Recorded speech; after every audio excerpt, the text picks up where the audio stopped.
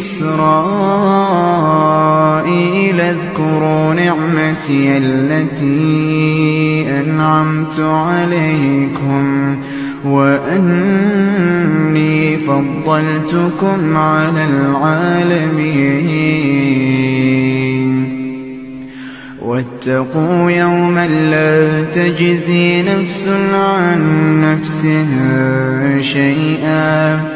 ولا يقبل منها شفاعة ولا يؤخذ منها عدل ولا هم ينصرون